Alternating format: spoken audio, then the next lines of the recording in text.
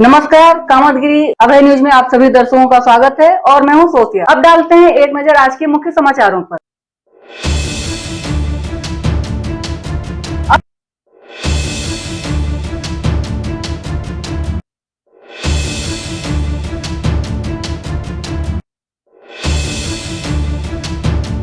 अब समाचार विस्तार से। मिलते हैं छोटे से ब्रेक के बाद और आप देखते रहिए अभय टीवी।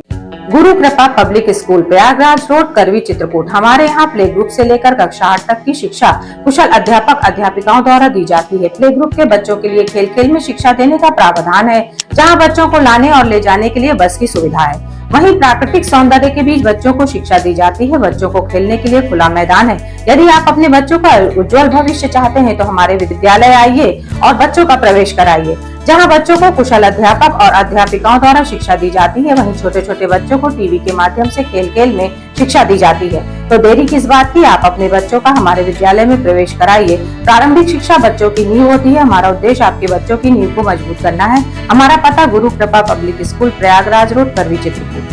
समाचार बुलेटिन में आपका पुनः स्वागत है।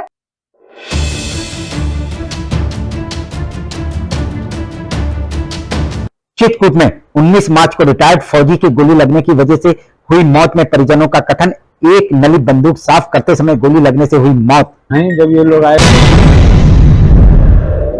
तो क्या बताया है आपकी खुशी ने कि जिस समय गोली लगी, बोले वो बाबा जी आए बंदूक साफ करने के लिए तख्त में बैठे और ये कागज दिए, बोले ले जाओ इसको जला दो, और वो उधर चले गए और बस जैसे उन्होंने पलट के देखा आवाज आई। जबकि इस मामले में मृतक की नातिन का कथन कि मृतक ने बुआ से बात की और उसके बाद गोली चलने की आवाज आई और उनकी मौत हो गई। यहाँ पास कमरे में अंदर बैठी हुई थी और फिर पता नहीं कुछ बुआ से बोले हैं, डॉक्यूमेंट्स वगैरह दिए हैं। उसके बाद फिर बहुत जोर से आवाज आई गोली चलने की, तब हम आए थे, तब देख रहे थे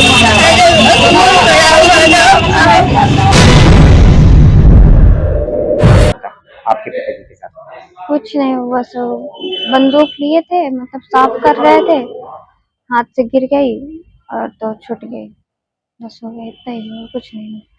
उस समय आप थी घर में? हाँ मैं थी, मैं पढ़ रही थी। पढ़ रही थी? तो जिस समय गोली की आवाज सुनी तो आप कहाँ? मैं पढ़ रही थी, फिर गई जब आवाज सुनी तो फिर तो गई। उस समय मौत हो चुकी थी कि तड़प रहे थे? हो चुकी थी।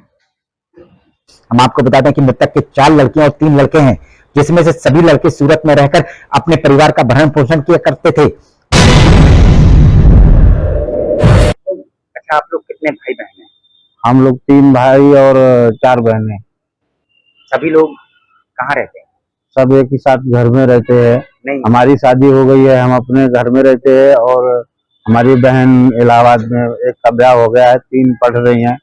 जो पढ़ रही हैं वो अलग अलग हॉस्टल में रहती हैं, हम लोग कमाई के जरिए सूरत में रहते हैं। जबकि मृतक की एक बेटी की शादी भी हो चुकी थी और 3 बेटियां वर्तमान समय में पढ़ रही थी, जिसमें से एक बनारस में, दूसरी लखनऊ में और तीसरी उन्हीं के साथ रहकर पढ़ाई कर रही थी। जिस समय यह घटना घटी उस समय मृतक की पत्नी खेत गई हुई थी, जबकि मृतक की 2 नातिनें और एक लड़की घर पर मौजूद थी, जहां प्रशासन इसको आत्महत्या की संज्ञा दे रहा है। हाँ सर, ये जो आत्महत्या करने का मामला है, तो क्या मामला, क्या कार्रवाई की जाए?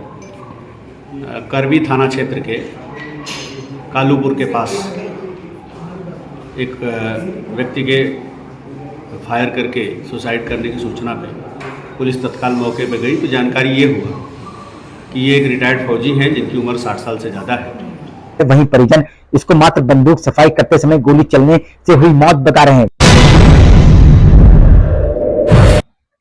घर में कौन कौन लोग रहते हैं?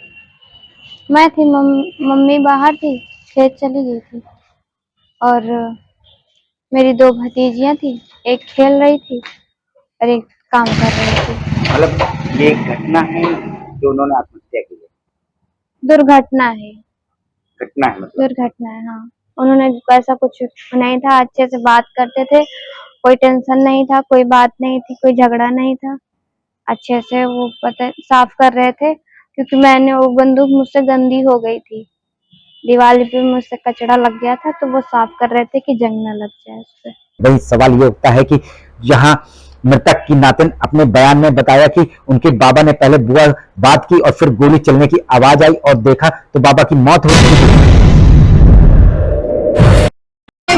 यहाँ पास कमरे में अंदर बैठी हुई थी और फिर पता नहीं कुछ बुआ से बोले हैं, डॉक्यूमेंट्स वगैरह दिए हैं।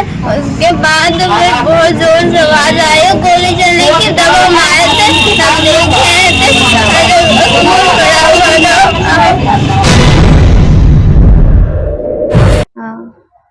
अच्छा, जैसे ही सुनने पहले आया हुआ था कि उन्होंने फोन में बात करी, फोन में बात करने के बाद नहीं, फिर बाद फोन में बात वैसे कुछ नहीं हुई थी। नॉर्मली मौसी का फोन आया हुआ था तो मौसी से नॉर्मली बात हुई थी, हो गया और कुछ नहीं। हंसी मजाक। कह रही थी कि बुआ का फोन आया हुआ था। नहीं, बुआ का फोन नहीं था, मौसी का फोन था। वो छोटी है, उसको क्या पता। मौसी का फोन था। मौसी से बात हुई थी 2 बजे के लगभग और फिर बस उसके बाद कुछ नहीं, वो साफ कर रहे थे और कुछ नहीं कर रहे। वहीं पुलिस अधीक्षक का कथन कि पत्नी के अनुसार मृतक मानसिक विक्षिप्त थे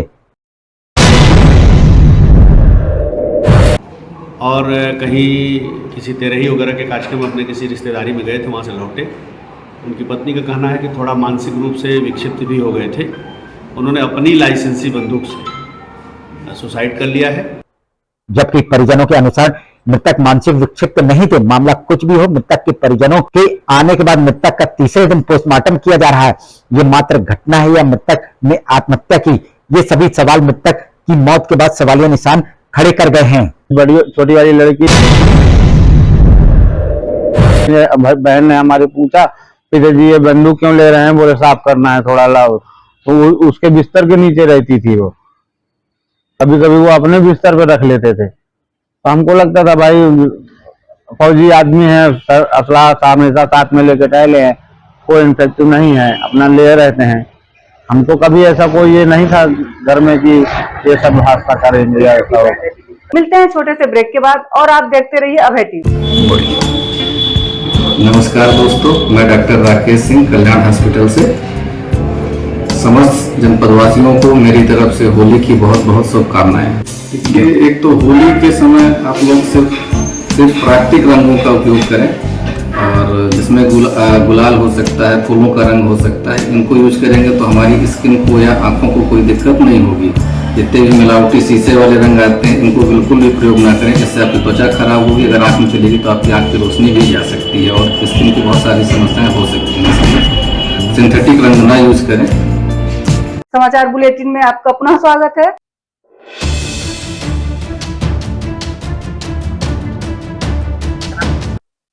चित्रकूट के करबी कोतवाली के खरन गांव के रहने वाले 78 वर्षीय उमा दत्त द्विवेदी की बाइक की चपेट में आने से उस समय गंभीर रूप से घायल हो गए।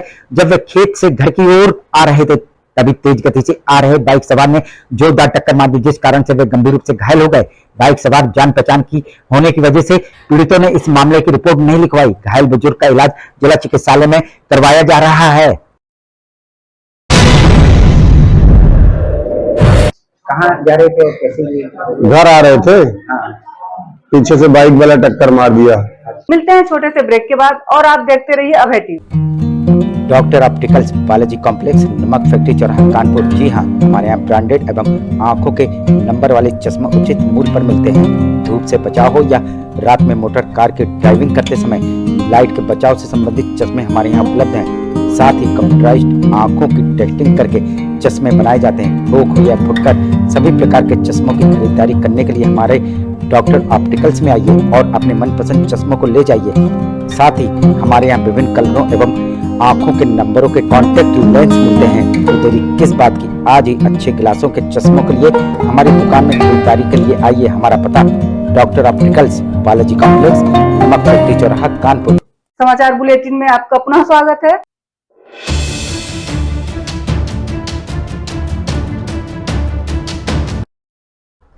चित्रकूट के मानिकपुर ब्लॉक की मारा चंद्रा की रहने वाली महिलाओं ने आंगनबाड़ी कार्यकर्ती के चैन में लगाया धांधली का आरोप। क्या मामला है, किस मामले को लेकर आप लोग जिलाधिकारी कार्यालय आए? मेरा गांव ग्राम मारा चंद्रा है। वहाँ मतलब ऊंची दोबारा की जगह खाली थी, ऊंची में आंगनवाड़ी की, तो उसमें आय के हिसाब से होना था, तो जिसका हो गए मेरिट के हिसाब से तो आए जिसकी हम लोगों की 48,000 बनी है, उनकी 46,000 घूस दे के बनवा लिए हैं। और लेखपाल को उसके पास आते जाते थे, तो इस तरह में बना दिए हैं। जबकि जिला कार्यक्रम अधिकारी का कथन, जो भी चयन किया गया है वह नियमानुसार किया गया हुआ है। मार्क्स से ज्यादा देखिए, कैंडिडेट को पहले हम लोग दो भागों में विभाजित करते हैं, एक एपीएल एक बीपीएल। तो अगर मान लीजिए किसी का मार्क्स ज्यादा है तो वो जरूरी नहीं कि उसका हो ही जाए, क्यों? क्योंकि अगर पहले बीपीएल वालों को हम लोग कंसीडर करते हैं। बीपीएल पहले विधवा, जो हमारे मानक है नियुक्ति के, वो छह श्रेणियों में उसको बांटा गया है। पहले बीपीएल विधवा आती है, फिर आती है बीपीएल की तलाकशुदा और परित्यक्ता महिलाएं आती हैं, फिर बीपीएल के अन्य लोग आते हैं मेरिट में। इसके बाद एपीएल की विधवा आती है, एपीएल की तलाकशुदा महिला आती है, फिर एपीएल के अन्य लोग आते हैं। इस प्रकार 6 श्रेणियां हैं और 6 श्रेणियों के अंदर मेरिट बनती है। पहले प्रकार के जो लाभार्थी मिल जाएंगे बीपीएल विधवा, एक से अधिक होते तो उनकी मेरिट हम लोग बनाते, मेरिट के आधार पर सिलेक्शन करते हैं। जिसका ज्यादा नंबर होता है उसको पहले लिया जाता है। इसी प्रकार से जैसे एक परित्यक्ता बीपीएल की आ गई, तो अगर 2 परित्यक्ता हैं तो फिर उस 2 में से मेरिट बन जाती है। ऐसे ही अगर बीपीएल के अन्य लोग हैं तो पहले बीपीएल में भी मेरिट बना देते हैं हम लोग। ऐसे ही एपीएल विधवा का है, एपीएल तलाकशुदा का है, फिर एपीएल के अन्य लोग हैं। तो 6 श्रेणियों में जो पहले वरीयता है वो बीपीएल विधवा को होती है। वहीं आई हुई महिलाएं इस मामले को लेकर जिलाधिकारी कार्यालय पहुंची, जहां पर उन्होंने लेखपाल के ऊपर आरोप लगाया कि लेखपाल ने सुविधा शुल्क लेकर चयनित महिला का आय प्रमाण पत्र कम आय का बना दिया है। इसमें कितने लोग थे, चयन होना था आपके गांव से? 1 लोगों का होना था, 12-13 लोग भरे थे। तो ये जो साथ में आई हैं आप लोग के साथ, तो इनकी भी 48,000, मेरी भी और इनकी भी, सबकी 48,000 बनाए हैं। उनकी क्यों 46,000 बना दी? किसने बनाए हैं? लेखपाल बनाए हैं। कौन है लेखपाल आपके गांव का? हरिवंश राय बच्चन, हरिकेश्वर प्रसाद। जबकि जिन महिलाओं का चयन नहीं हुआ उन महिलाओं का चयनित महिला से ज्यादा परसेंटेज था। जिला अधिकारी को किस संबंध में ज्ञापन है? कि सर न्याय दिया जाए कि उनकी 46,000 आय क्यों बनी है, क्योंकि उनके पास जमीन है, 5 बीघे जमीन है और डॉक्टरी का काम करता है, जैसे हम लोग किसानी काम करते हैं। अब बताओ, चयन हुआ है, क्या नाम है? क्षमा देवी। क्षमा देवी। और कहाँ की रहने वाली है? महाराचंद्रा की। और शादी कहाँ पर हुई है? मतलब वहाँ रामनगर की रहने वाली है। हाँ। और महाराचंद्र में उसकी शादी हुई। जबकि कार्यक्रम अधिकारी का कथन, आय प्रमाण पत्र का मामला तहसील संबंधित है और जो भी आय प्रमाण पत्र आया था उसी के अनुसार उनके द्वारा चयन किया गया हुआ है। उनका ये भी आरोप है कि आय प्रमाण पत्र उन लोग ने ले देकर बनवा लिया और आय प्रमाण पत्र उनसे कम बनाया हुआ और उनका ज्यादा, इस वजह से।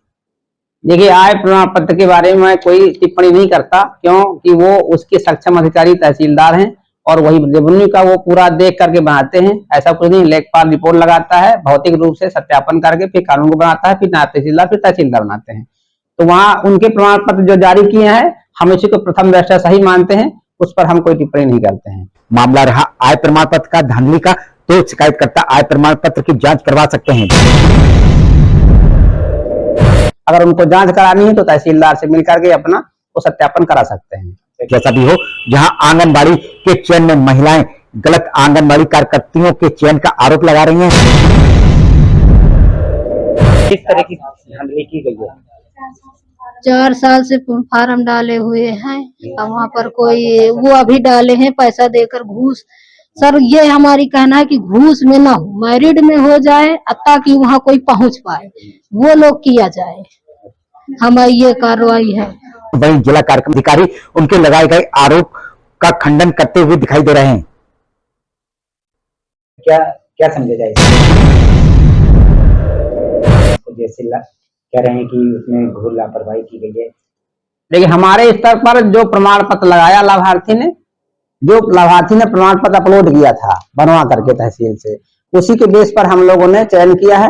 उसको बेसिक मानना है, क्योंकि हमारा DO शासन निर्देश में इस पर व्यवस्था है, जो तहसीलदार का आय प्रमाण पत्र होगा उसी के आधार पर हम उसको क्लासिफाई करते हैं, उसी के आधार पर उसकी जाति डिसाइड करते हैं, उसी के आधार पर निवास डिसाइड करते हैं। ठीक है, एकेडमिक मेरिट है वो जोड़ते हैं, तो उस पर हम लोग प्रमाण पत्र, अधिकारी ने, सक्षम अधिकारी ने अगर प्रमाण पत्र जारी किया है तो हमारे लिए वो मान्य है। मिलते हैं छोटे से ब्रेक के बाद और आप देखते रहिए अभय टीवी। नमस्कार दोस्तों, मैं डॉक्टर राकेश सिंह कल्याण हॉस्पिटल से समस्त जनपदवासियों को मेरी तरफ से होली की बहुत बहुत शुभकामनाएं। देखिए, एक तो होली के समय आप लोग सिर्फ प्राकृतिक रंगों का उपयोग करें और जिसमें गुलाल हो सकता है, फूलों का रंग हो सकता है, इनको यूज करेंगे तो हमारी स्किन को या आंखों को कोई दिक्कत नहीं होगी। जितने भी मिलावटी शीशे वाले रंग आते हैं इनको बिल्कुल भी प्रयोग ना करें, इससे आपकी त्वचा खराब होगी। अगर आँख में चलेगी तो आपकी आँख की रोशनी भी जा सकती है और स्किन की बहुत सारी समस्याएं हो सकती हैं। इसलिए सिंथेटिक रंग ना यूज करें। समाचार बुलेटिन में आपका पुनः स्वागत है।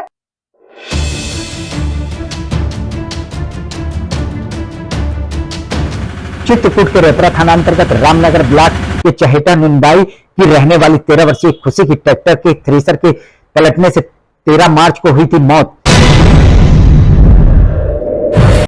किस मामले को लेकर आप जिलाधिकारी कार्यालय आई हैं? मैं जिलाधिकारी डीएम साहब के पास आई हूँ, निवेदन करती हूँ मेरी लड़की का आदेश करे पीएम करने। क्या हो गया था? मेरी लड़की खत्म हो गई 13 वर्ष का ट्रैक्टर में मशीन से सर, जिसको ग्रामीणों और परिजनों ने बिना पोस्टमार्टम किए दफना दिया था। उस समय मृतका की मां और पिता बच्ची की मौत की वजह से नहीं थे होशो हवास में। आप लोग पोस्टमार्टम मतलब दफना क्यों दिया गया था? मेरी लड़की को हॉस्पिटल लेके गए, उस दिन छुट्टी थी, कोई कर्मचारी नहीं था। सफाई ये रामनगर कस्बा ब्लॉक में कोई कर्मचारी नहीं था, कोई डॉक्टर नहीं था। वहां तक एम्बुलेंस भी बुलाया गया तो एम्बुलेंस भी नहीं पहुंची। फिर मोटरसाइकिल में हम लोग लड़की की शव को लेके आए। जब वहाँ कोई डॉक्टर नहीं था तो हम लोग घर ले गए। फिर मैं होश में नहीं थी, मेरा पति भी वैसी मेरे जैसा पागल थे। मेरे बुजुर्ग माता पिता थे। मेरे भाई छत्तीसगढ़ से जब आया तब शव उन लोग जा चुके थे। कौन लोग? गाँव वाले लोग दफन करने के लिए। परिजनों को आशंका है कि ये दुर्घटना नहीं बल्कि ट्रैक्टर मालिक ने ट्रैक्टर चढ़ाकर हत्या की है। कितनी उम्र की लड़की थी आपकी? लड़की मेरी 13 वर्ष की थी, जवान थी, मेरी इतनी बड़ी थी।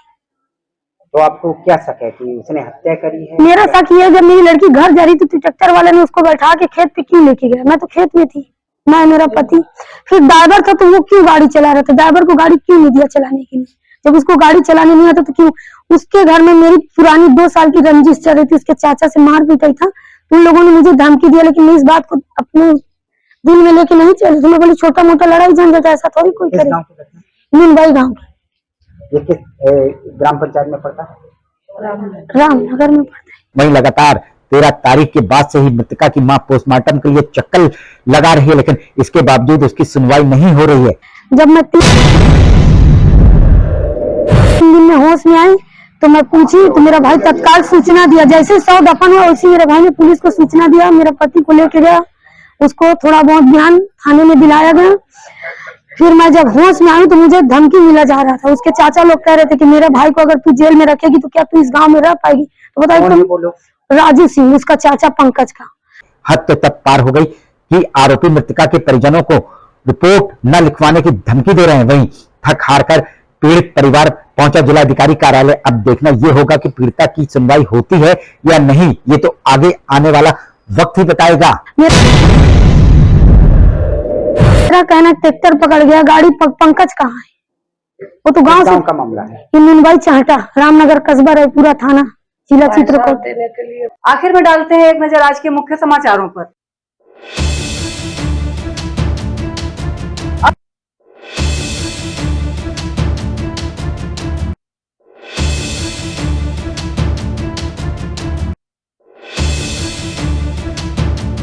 अब हमें इजाजत दीजिए। अगले समय हम फिर हाजिर होंगे पुनः कुछ खास खबरों के साथ। नमस्कार और आप देखते रहिए अभय टीवी।